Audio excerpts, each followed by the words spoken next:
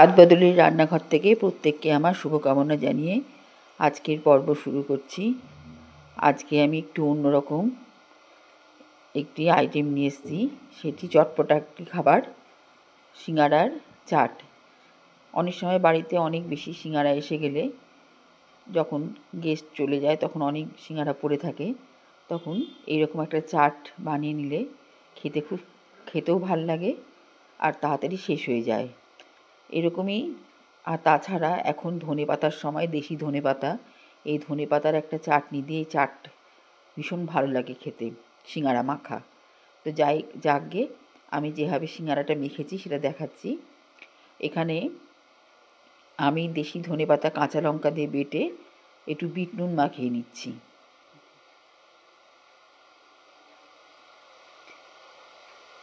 ভালো মতো বিট নুন মাখিয়ে রাখলাম।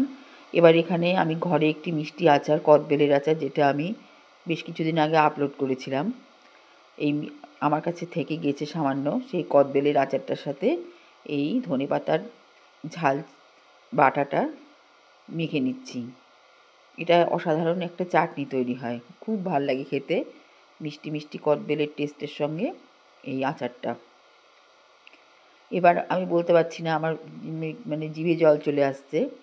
তো যাকগে আমি এখানে সিঙ্গারার মধ্যে আমি আলতো করে এই চাটনিটা, যেটা আচার দিয়ে ধনেপাতা বাটা, ওটা আমি আলতো করে মাখিয়ে নিচ্ছি।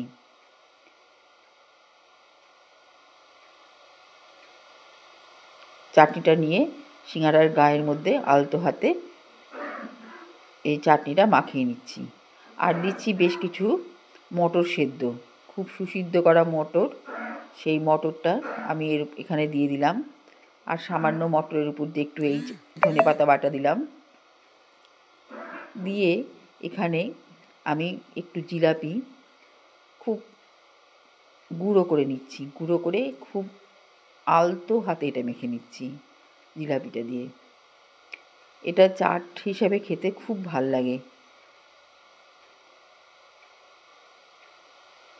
সামান্য একটু ধনেপাতা দিয়ে আর একটু প্রেস করে দিলাম। এটা ভীষণ ভাল লাগে, একটা চটপটা টাইপের সিঙ্গারা। আচার, ধনেপাতা বাটা সব কিছু দিয়ে, সেদ্ধ মটর সব কিছু দিয়ে উপরে একটু লেবুর রস ছড়িয়ে দিলাম, ব্যাস। দারুণ লাগে, বিশেষ করে সর্দি হলে সেই সর্দির মুখে দারুণ লাগে খেতে। এইভাবে তৈরি হয়ে গেল আমার সিঙ্গারা মাখা বা সিঙ্গারার চাট। আমি এখানে একটু সাজিয়ে দেখাচ্ছি। এখানে আমি ধনেপাতা যে বেটে রেখেছি ঝাল করে, যার মধ্যে বিট নুন আর লেবুর রস মাখানো আছে, ওটা একটু দিয়ে দিলাম। যদি পরে অনেক সময় ধনেপাতার এই চাটনিটা বাটাটা খেতে খুব ভালো লাগে, ওর সাথে পরে এক্সট্রাভাবে মিশিয়ে খেতে। থাকলো চাট।